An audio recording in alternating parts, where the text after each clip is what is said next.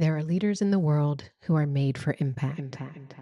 At HRD, we've done Working Genius for our team, and we were already a very solid, very cohesive and productive team, and it still helped us. We still found even more room for working together more effectively, efficiently, for finding joy in our own work, and for lifting each other up and being able to recognize what our geniuses and frustrations are.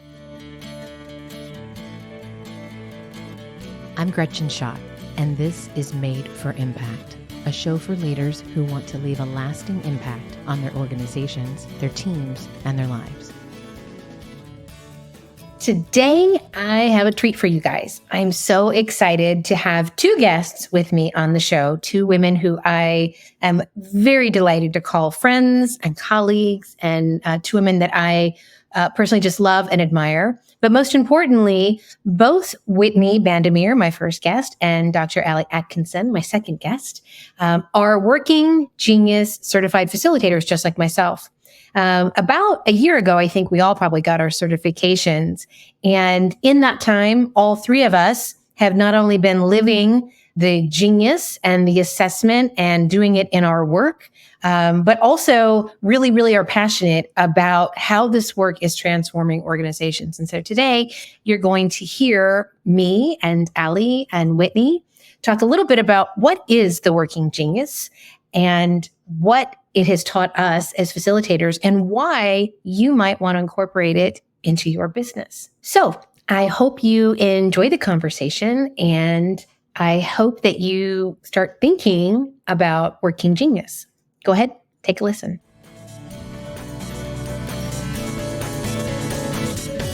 All right. I'm so grateful that you guys are here. Thank you so much for saying yes. That's absolutely my pleasure. Hey, anytime I get to talk to you is a gift. So, will you tell my husband that? Because I don't think that he believes. I don't think I'm qualified to do that. All right. Well, so because we're doing something different today, I've got both of you here. And in case people are listening and they didn't listen to the episodes that you guys were on, I'm going to have you introduce yourself. But what I want you to do this time is I want you to share a little bit about, your name, where you work. And then I want you to share your working genius and why you got into the working genius work. And I'll do the same, but I'm going to invite you guys to share first. So I'm going to go alphabetically. So, Ali, you go first. All right.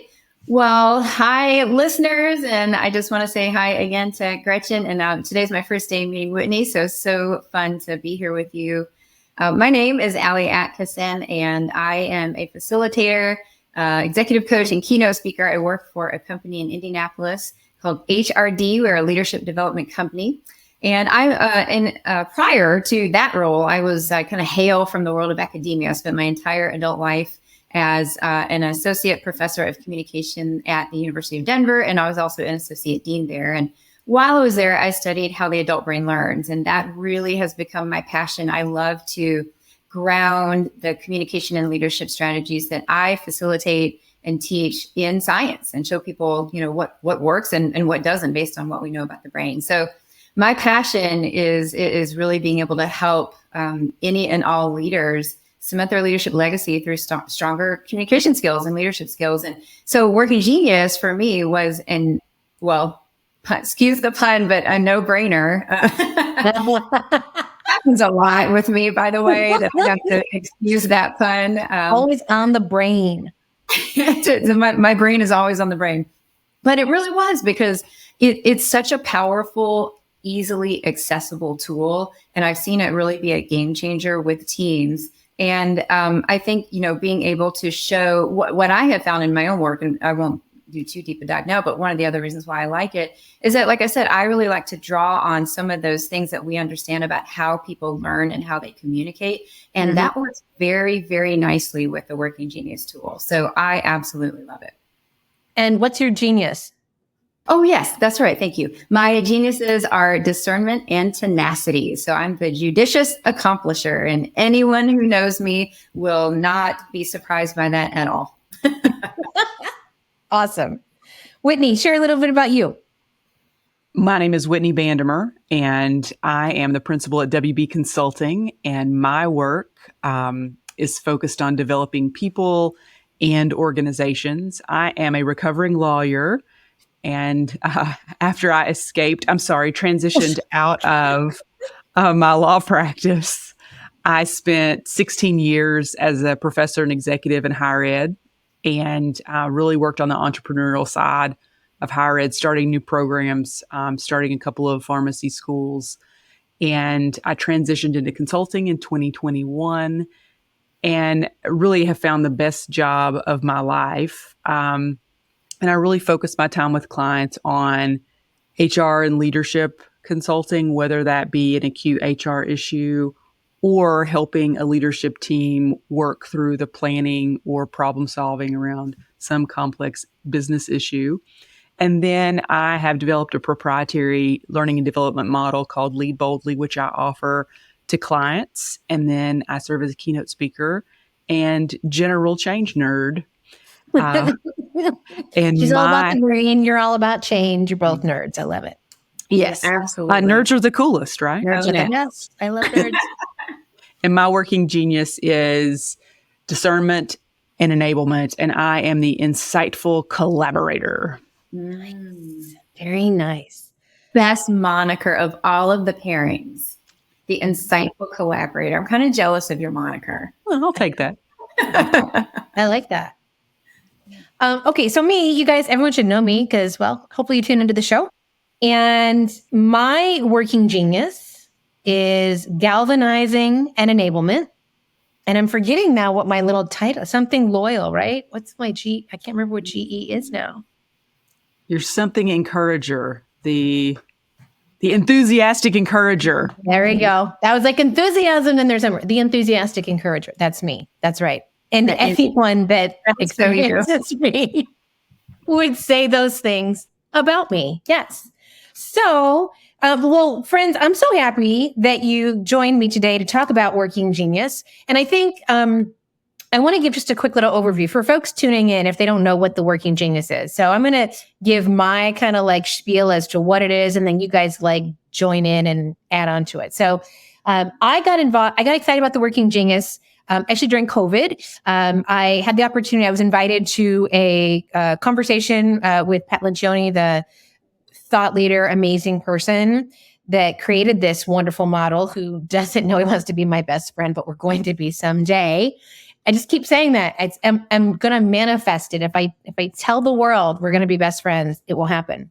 I listened to this model and I was overwhelmed by just how practical it was. And what the working genius for me, and the reason why I chose to get certified and be a part of it, was that I love the idea that there was an assessment and a model that would allow an individual not only to understand what kind of work brings them joy, but understand what kind of work drains their energy and why that is. And really think about it from the idea of being a productivity tool and how I can be more productive in my life, and looking at work, not jobs, not career titles, not anything like that, but like the actual art of work and how that can be elevated as an individual. And then taking that same idea and being able to use that in a team. So to recognize the gifts that I have that are God-given to me, how they benefit a team, and how if I understand other people on my team, their gifts and their geniuses, that we could be more productive. So that for me is why I got into it and what I believe the working genius does. Anything you guys would want to add on to my description of what a working genius is? Well, I have to echo what you said about the why. The reason that I selected that for my certification is because of its practicality. As I was developing Lead Boldly, I wanted to have an anchor assessment that I could deliver. I have in my Lead Boldly facilitator group people who do DISC and strengths and other assessments based on client desires or needs. But I wanted to do one myself that I really felt strongly about. And my whole approach to leadership and life is common sense, practical problem solving. And to me, this is so easy to understand. And the idea that it's 80% about the work, about productivity, and 20% about personality, I think appeals really well to a large segment of people who aren't so interested in diving deep into personality as much as they are, how do I know my colleagues professionally, and how do we maximize our professional skills and gifts? And so to me, that focus on the team and the business makes it really translatable across industries, across businesses. I use this with nonprofit clients, banking clients, business clients. But I also think that it's just easy to understand and very accessible. Yeah. Agree. I agree with everything both of you have said. And I'll add just one more thing. I mentioned when I was introducing myself that one of the reasons I love Working Genius is because of how I think symbiotic it is with what we know about how the brain learns. And so I'll say a little, this is the perfect time to explain what I meant by that. What I love about Working Genius is that it taps into the research about motivation. Gretchen, when you were explaining it, you talked about how this is not about a person's strengths and weaknesses. Working Genius is about what gives you joy and energy and what drains your joy and energy. And we know from research that, we spend a lot of time trying, quote, to motivate people. And people cannot be externally motivated. We now know that from lots and lots of research. And so Working Genius kind of helps us find a way to tap into what intrinsically already motivates a person and leverage that. And that is the beauty of Working Genius, because it ties so strongly with what we know about motivation and what works and what doesn't. Well, and the other thing that I love about this model is how simple it is, but also how clear it is too. So the Working Genius, if you think about Genius Friends, think about like a machine, the profiles spell out the word widget, right? So we think about gears and working in a team and all of that. And so the 6 types of Working Geniuses, which everyone has 2 geniuses, which some people want to call it, that's your strength. It's the type of work that brings you joy. Everyone has 2 working competencies, which are things that type of work that you can do, and you may even be gifted in some ways, but if you do it for a long period of time, they actually become a frustration to you, and you can't thrive in those competencies consistently for long periods of time. And then everyone has 2 frustrations, which is work that when you do it, it drains your energy and doesn't bring you joy. And the widget acronym is wonder, invention, discernment, galvanizing, enablement, and tenacity. I did it without looking at any notes. That's impressive. Thank you. Bravo. Pat will be proud. Thank you. And again, just a quick over. So individuals who have the gift of wonder are very curious. They see 50,000-foot view of the world, the type of work that they love, that ideation type of work. Individuals that have the Working Genius of invention also love to ideate, and they like to come up with new ideas and be a little bit more strategic. Allie, do you want to talk about the next 2? And then Whitney, you can talk about the next 2. You want to do it that way? So I did WI, so you do DG, Allie. DG. Absolutely. And I'll go back real quick just to add on to what Gretchen said, to say these build on each other, and they are really intentional. That if great teams, exemplary teams, need all 6 geniuses ideally, at least sometimes. Okay, Gretchen covered W and I. So D is discernment. When discernment is your genius, then you are a person who absolutely thrives on asking questions, on analyzing things, on asking, the right questions. Of course, those are important, but people who are who have that genius of discernment are the kinds of people who really like to question things and help analyze, if you will, the ideas that have been thought of by those with the W and I genius. So, hey, I've got this great idea. Okay, well, let's talk about it and let's make sure it's the right great idea. And so discerners are really great at asking questions. The other thing that discerners are really good at, if this is your genius, is we're really good at connecting the dots, at seeing big picture patterns, if you will. And so discerners typically are seen as having great gut instincts. And the reason is it's not just gut instinct. It's because we pay attention to the big picture and we're really good at connecting the dots across that picture. Yeah. And then we have galvanize. With galvanize as your genius, well, if you know Gretchen, just picture her. And that's you have it. That's it. That, galvanizers are typically thought of as kind of the cheerleaders. It's like, all right, we've landed on this idea. We think it's strong because of the discerners. Now the galvanizer is a person who says, okay, everybody, we are doing this. They are typically thought of as kind of the cheerleader, the champion of this idea, really getting people on board. So often if you found in a team that you have frequently had ideas that kind of wither on the vine and don't go anywhere, it may be because you're missing a galvanizer. That's right. And then Whitney. Yes, and this is my favorite quadrant. One of my favorite things about the working genius is that widget also aligns with the 3 stages of work. Yes. Right. So Gretchen did ideation and Allie did activation. And this is my area, which is implementation, the doing, and enablement are the people who raise their hands and say, I want to help. I want to be on the team. And I want to get this done. I see that you have a great idea and I'm going to follow that galvanizer, and help to move this forward. Yeah. They are the helpers, and they're the people who are almost always going to say yes. And I'm sure we'll talk about later why that might be a challenge for them or me or us. or me. And then T is for tenacity. And this is the people, I always give the example of who here has a to-do list? And then who likes to draw the big fat Sharpie line through the to-do list items? Who might add something to their to-do list that wasn't there after they did it just so they can mark through it? Right.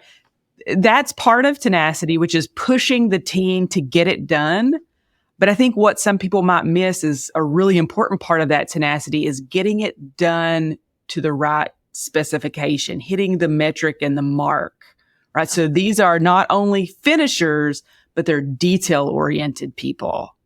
Quality yes. finishers. Yeah. Yes. I love it. I want you to share, you and I were teaching a couple weeks ago, and you shared that wonderful metaphor. I would share it, but it's yours, so I'm not going to steal it until now you say it, and then I'm going to always steal it, about attribution error and the car. Driving the car. Will you share that? Because I think that is so key to this. And I love the way that you talk about it. So in my town, there's this really terrible intersection. And I use that when I'm here in Fort Wayne. I'm like, anybody been to Covington and Jefferson Boulevard? Because it's a nightmare. But anyway, have you ever been in an intersection and somebody cuts you off? Like, what's the first thing you think about them? Why you are the worst. Or jerk, idiot, moron. Some version of that, right? And calling somebody a jerk, idiot, and a moron is a description of their character. Now, when I run the red light or cut somebody off, what do I say about myself? I didn't mean to. Oops. Oh, I made a mistake. I was in a hurry. I've never been to this intersection before. My baby's screaming. We attribute that to our circumstances. And so the fundamental attribution error says that our brains are wired to see other people's mistakes as character flaws and our own mistakes as environmental influences. And I think Lencioni said this in a podcast, that is toxic in a team. Mm-hmm. And this tool helps us to look at those behaviors and say, Whitney is enablement and she may be burned out because she's not saying no to anything. Mm-hmm. Or she might be really restless in this meeting because wonder is a frustration of hers. Right. And it allows us to attribute behavior to something positive, or in best case scenario, assume nothing. Right. rather than to say, oh, Whitney, is burned out because she thinks she needs to do everything herself. Right. Mhm. Yeah. Which I do, but whatever. So hopefully everyone understands. If you want to know more about Working Genius, please check out their website, www.workinggenius.com. You can take a free assessment and you can read more about it. But for the rest of our conversation, I want to talk a little bit about how we have used this work and how we are seeing it really ready leaders for growth, as well as create climates for growth within organizations. So one of my first questions I want to ask you guys is, what do you see as common challenges that people face interpreting these kinds of results about what their geniuses are, and how do they overcome them?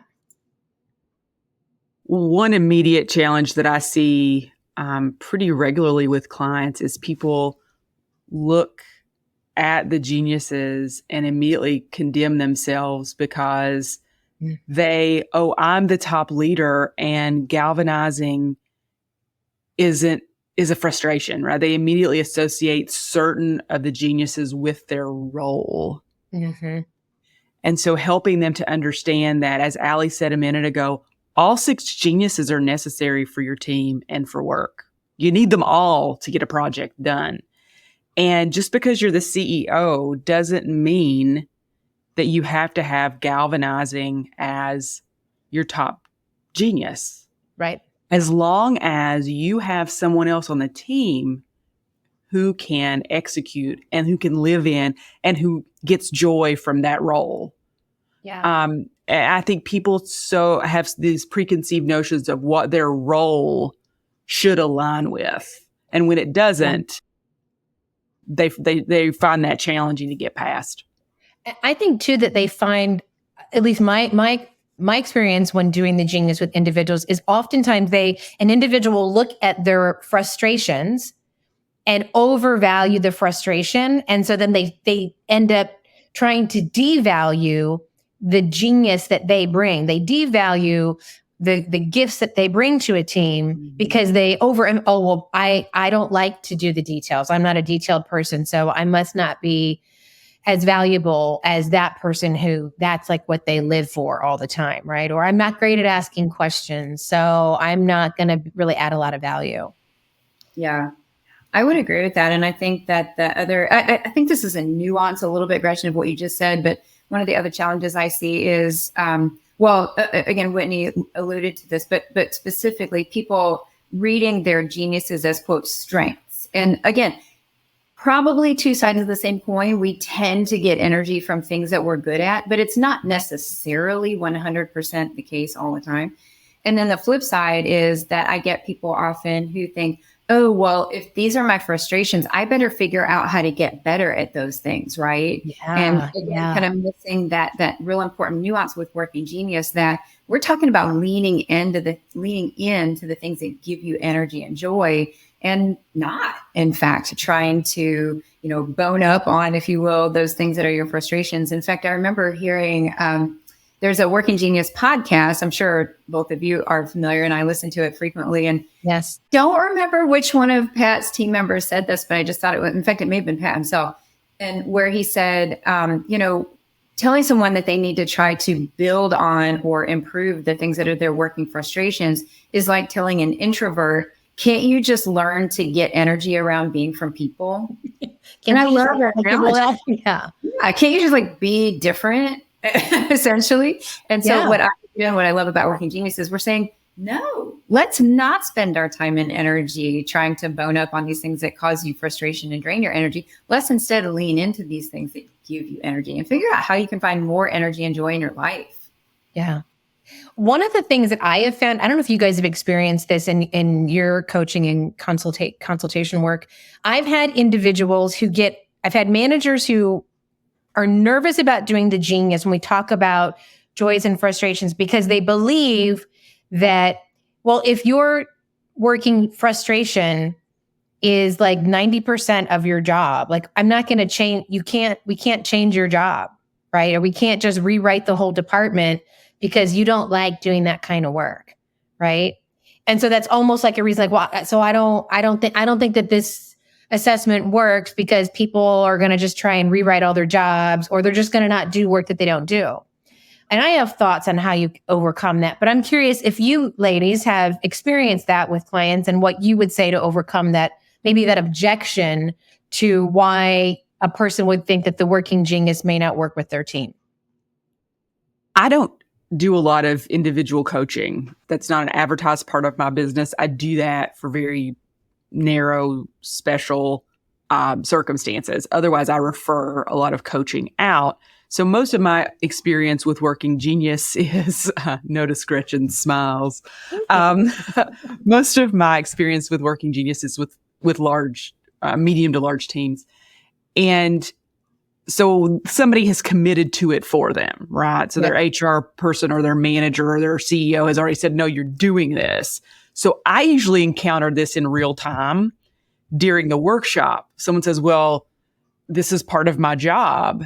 And I try to remind people that you're not going to find joy in every part of your job. Mm-hmm. I work for myself and I don't find joy in every part of my job. You are a delight. I can't imagine that. Right. Thank you, Gretchen.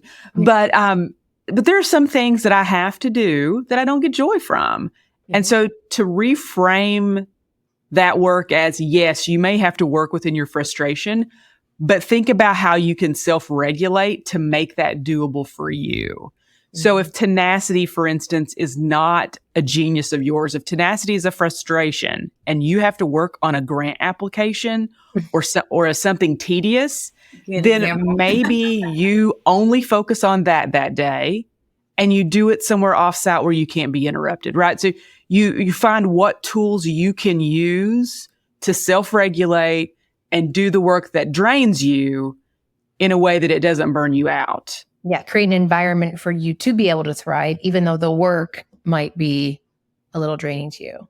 Yeah. Yes. I love that.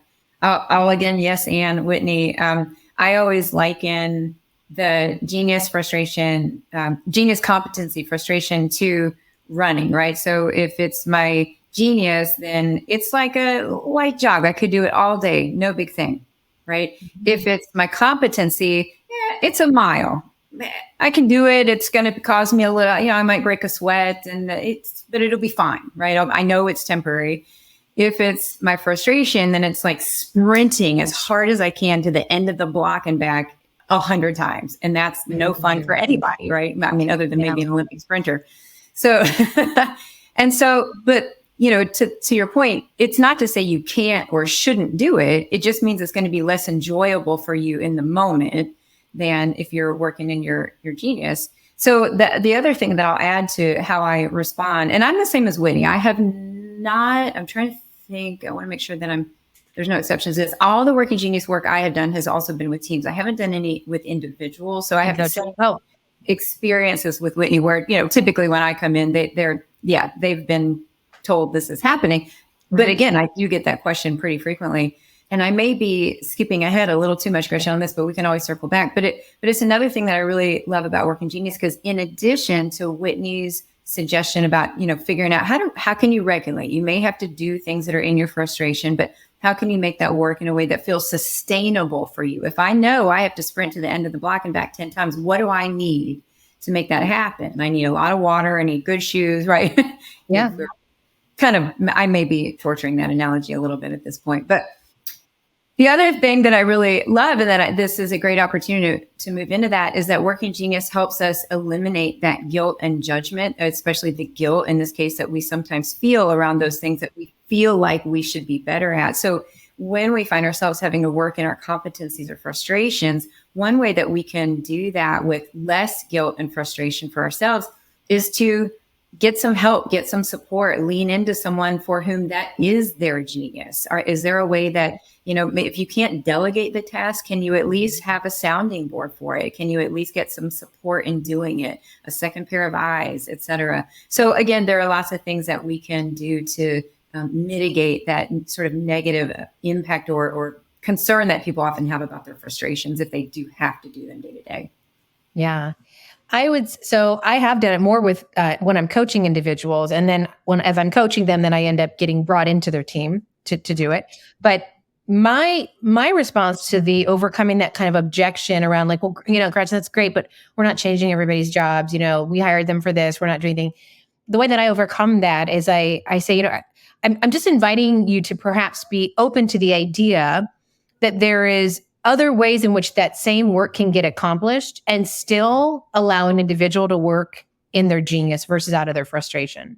So, to give an example, I have a friend of mine who is the vice president of sales operations. So his team is responsible for processing orders that come in. The salespeople sell stuff and they have to make sure that everything gets processed correctly and go back sometimes to the salesperson. Hey, you forgot this, or what does this mean? And there's a lot of ticketing. They run off of like a ticketing system when something comes in.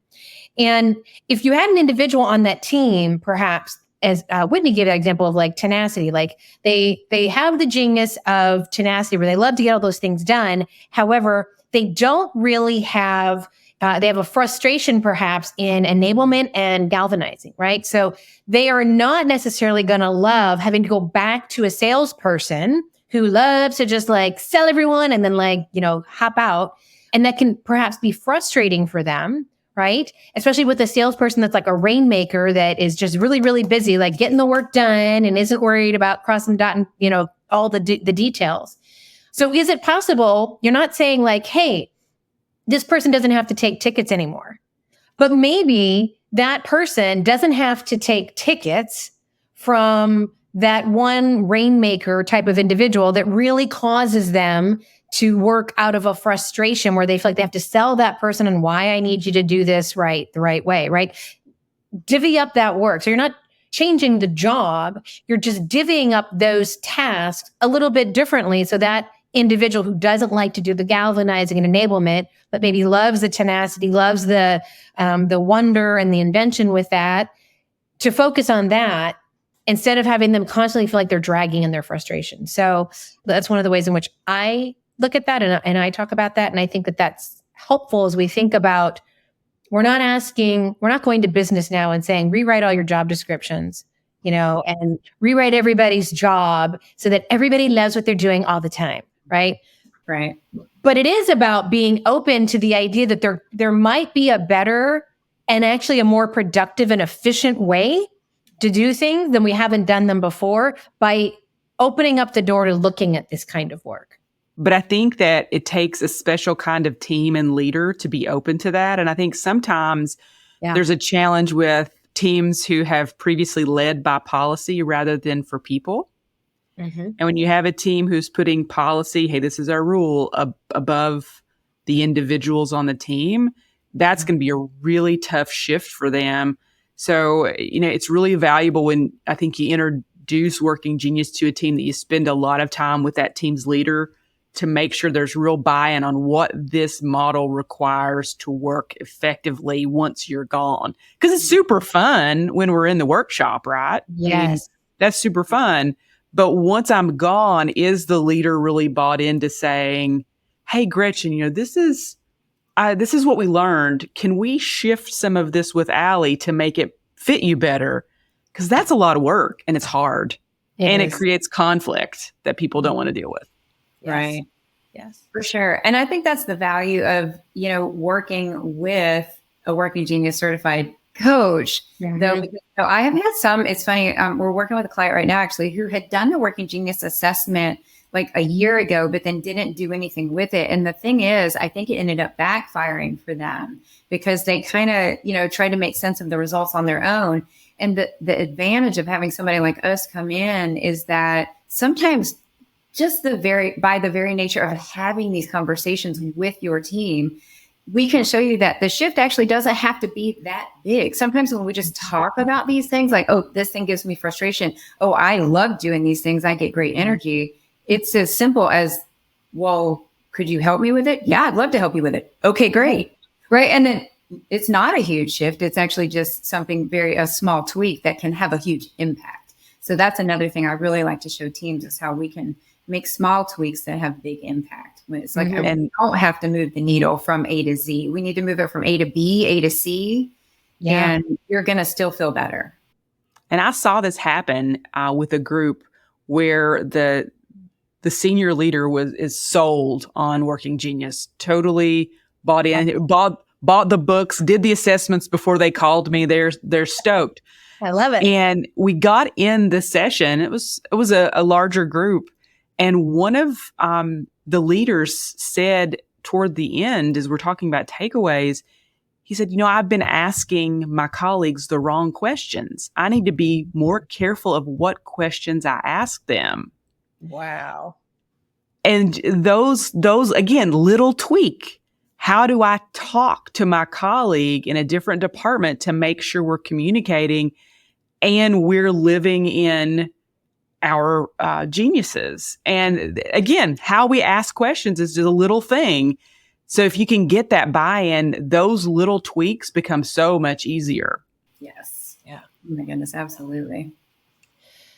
I'm curious, describe for folks what kind of work environment is ideal for the working genius. Like, you both have sold this to your own clients. So what kind of situations or what kind of business problems were happening in an organization that you were like, you know what you need? You need the working genius. Because I think some people might be listening to this and like, well, it sounds interesting, but I don't know if we need it. Oh my gosh, that's such a good question. And I think I'm guessing, Whitney, I don't want to speak for you, but one of the reasons that I'm hesitating a little answer is because I want to really just say all of them, all of the business problems, all of the team problems. I would be hard pressed to find a team that couldn't benefit from Working Genius. And I'll give you a quick parable to illustrate that. We did this at HRD. We've done Working Genius for our team, and we were already a very solid, very cohesive and productive team.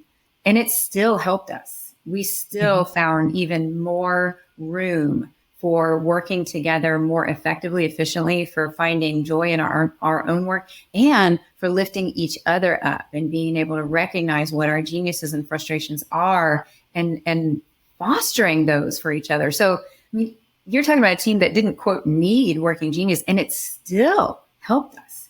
Yeah. So, I mean, for me, I would be hard pressed to say there is any team that couldn't benefit. I think that's correct, especially if you have a team that's interested in growth together. Mm-hmm. Obviously, I think the tool is most impactful when you have an intact team. It's certainly useful for individuals, but I think at its highest and best use, you have an intact team.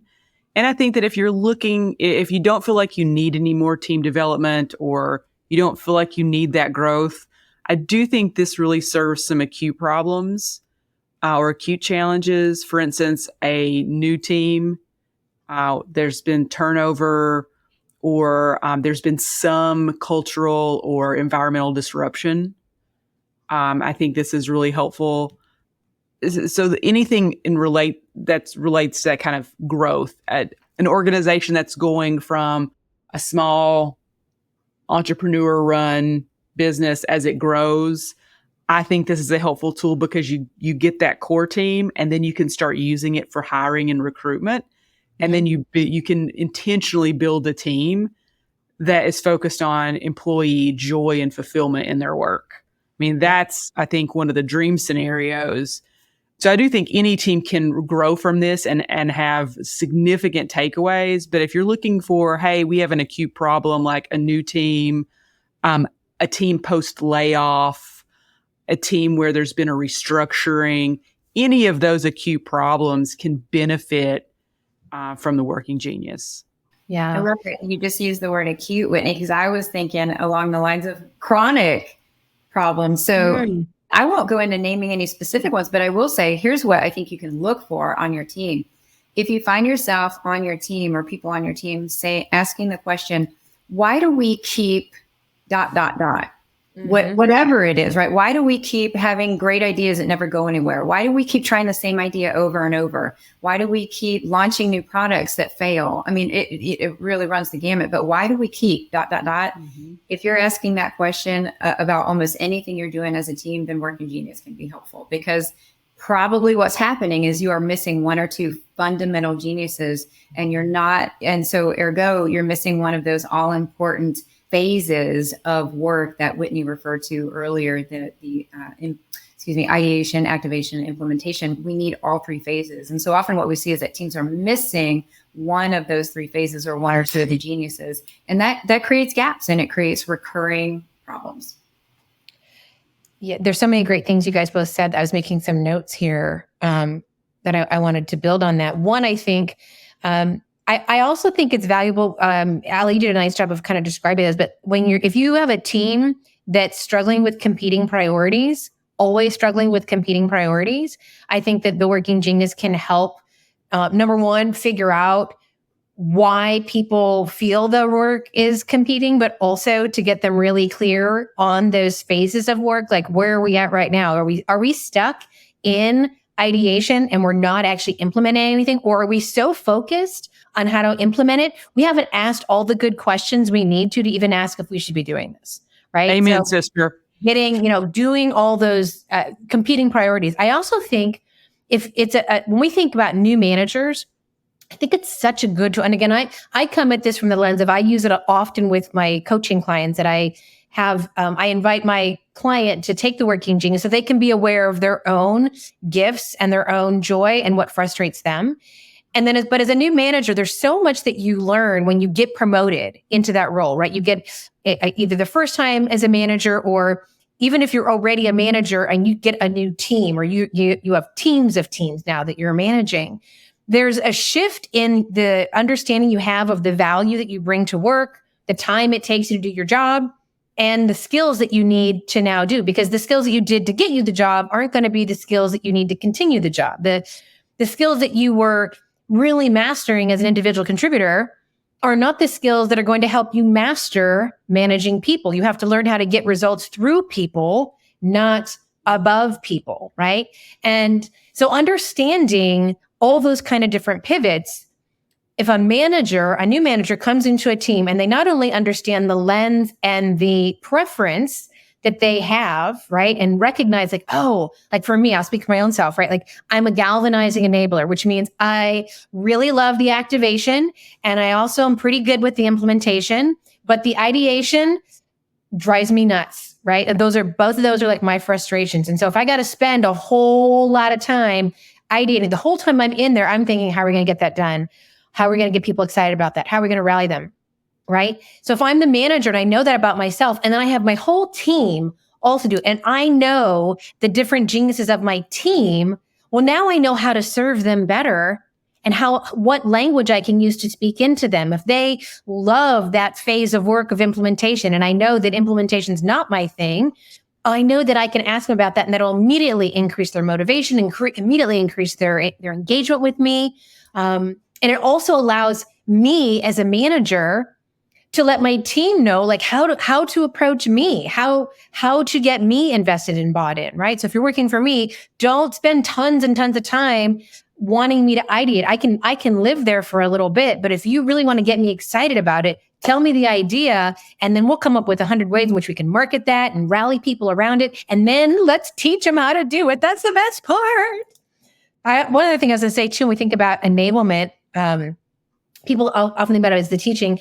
One of the things that I love about the gift of enablement is individuals who have that, I believe, also have this gift of recognizing how to help in unique ways and how I can serve you. So they have that. Part of that, I think, comes from observing and paying attention. But the way in which I would serve Ali and help Ali would be different than the way in which I would help Whitney. And I can recognize that genius in me. And I think it gets overlooked because people just see people who have enablement as they're a great helper. They're so reliable. They're so willing to help, which is true. But that willingness comes actually, I believe, from a place of a servant's heart and wanting to serve others and being so locked in on what they're receiving from that individual to just very subtly invite that person to think about something differently or come alongside them in a very non-intrusive way that just feels so good for that individual, but also like lifts that person up. I think that that's a unique part of that Genius. One of my favorite descriptions of enablement is the ability to anticipate people's needs. Yeah. Yeah. And to me, that's the gift. Yes, I can help and I can get stuff done. Mm-hmm. But the gift is really being able to see what you need next and deliver that before you even know you need it. And it also feeds into how sometimes those with enablement in excess feel taken advantage of, right? Because we've been anticipating your needs and doing all this stuff before you even know you need it, and no one thanked us. But we said anything. Right?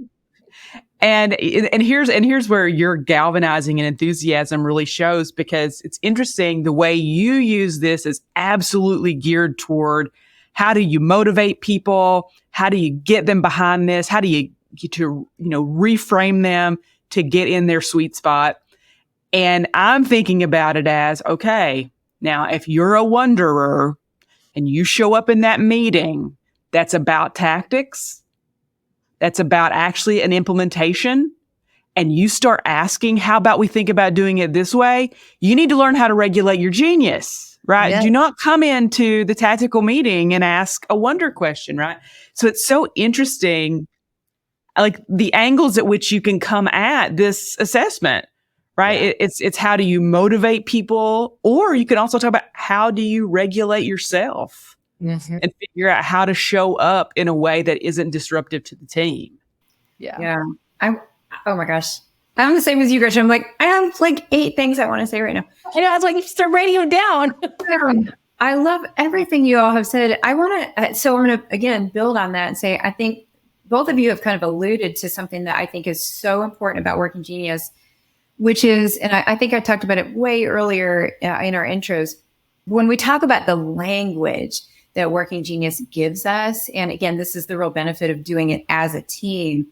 If we all start to lean into using this common language, then what it does is it helps us stop judging other people for, not being better at things that maybe we're good at or think they should be good at, or, Whitney, to your point of, I feel like, all right, we've got this all buttoned up, and now somebody's sitting here asking questions about like, is this really the right thing for us to do? And if I'm tenacity, which I am, that's going to drive me crazy. And so how do I not judge that person, but instead look at her or him and say, aha, they're being a wanderer right now. Okay. They're just living in their genius. And so all I have to do now, and again, we started doing this at HRD, we really do kind of lean into that language.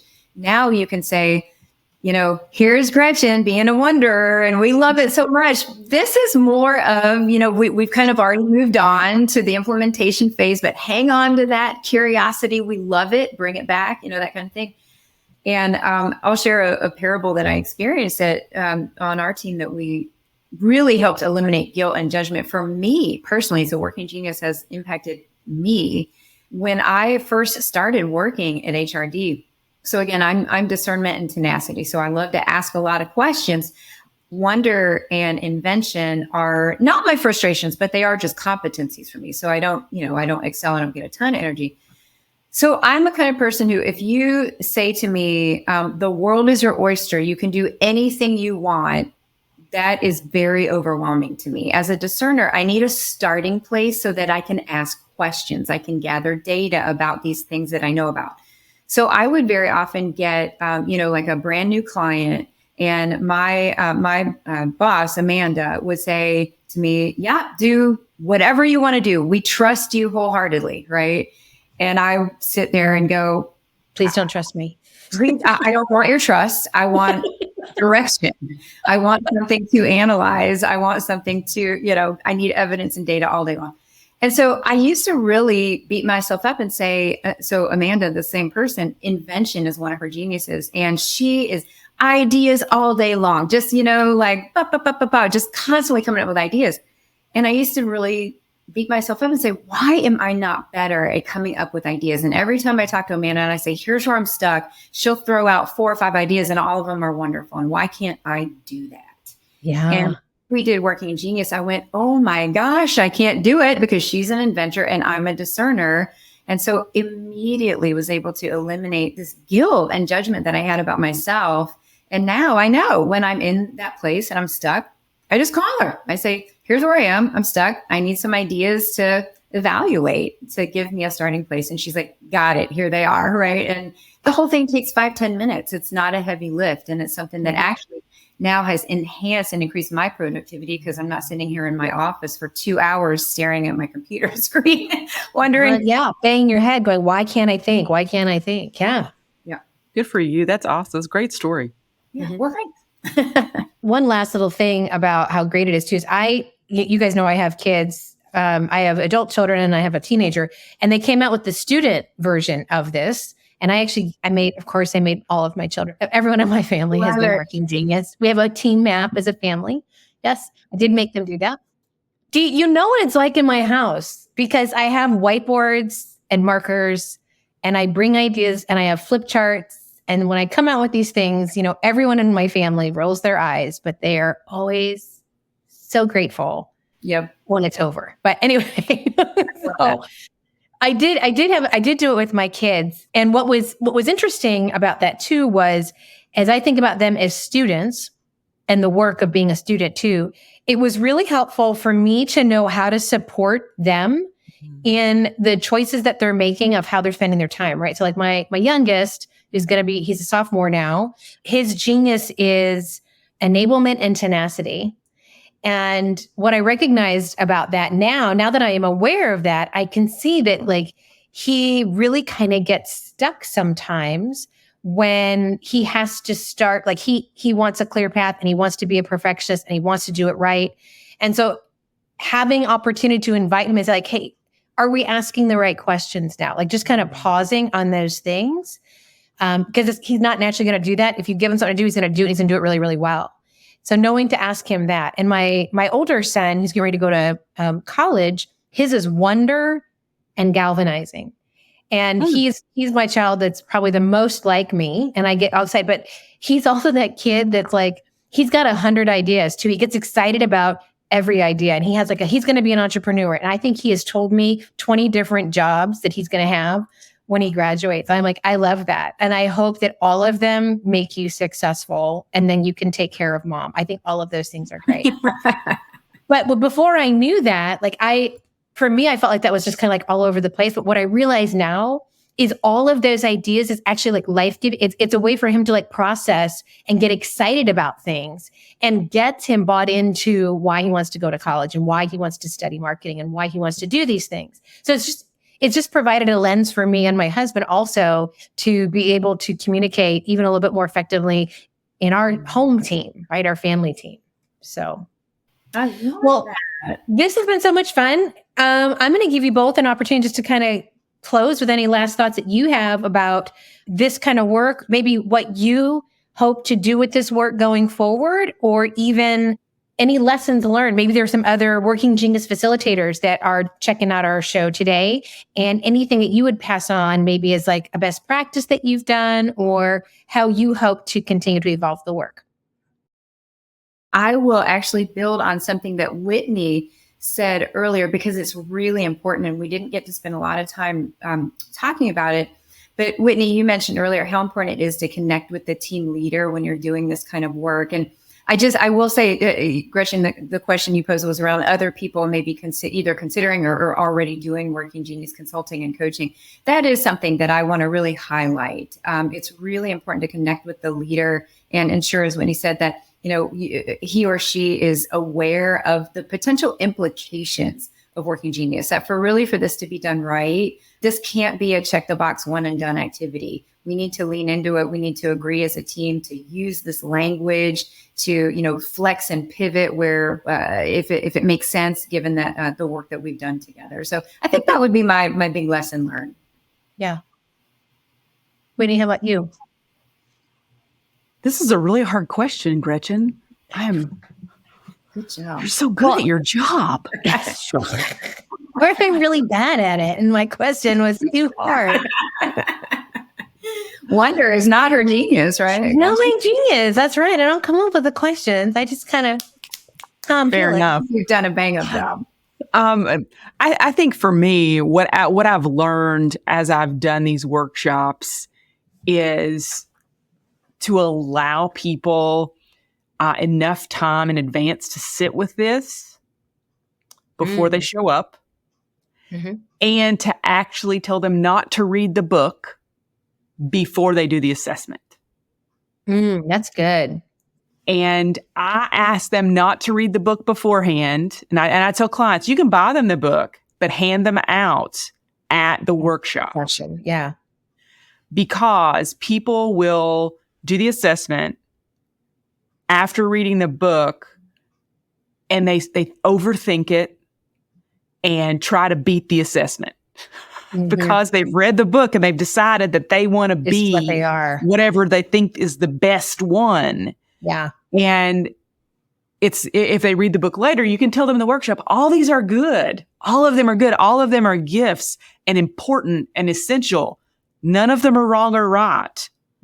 But if they read the book first, their brains will tell them stories about it. So that is an important takeaway.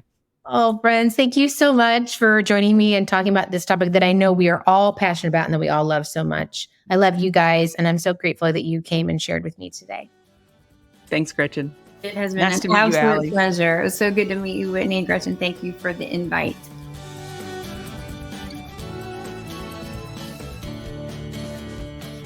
Do I have the greatest friends? Or what? I love those ladies so much. They are so wonderful. I hope that you saw what I saw in them and the passion that they have for their work. If you want to work more closely or talk with them more, I encourage you to check out Whitney's Lead Boldly program. And Allie, she just wrote a book called Your Computer Side Manner. How's your computer side manner? Check that out. But more importantly, I hope that you're thinking now about the working genius. If you have questions and want to dig into that, feel free to reach out to any of us. As you can tell, we really love it. And I think it will be the tool that changes productivity in the workplace going forward. I think it's fundamentally one of the best tools out there for business. And it's a great tool for leaders also. I hope you're loving the show. And I hope that you will continue to listen. And if you are listening and you do love it, I would really appreciate it if you give us a few stars, write a review, share the show with others. I'm also looking for people to become a champion of the show and produce with me what we would be doing in the future. So if you're interested in that, please make sure you subscribe to my website. Please make sure you follow and share the show. But in the meantime, before that, I hope that you remember that you are made for impact.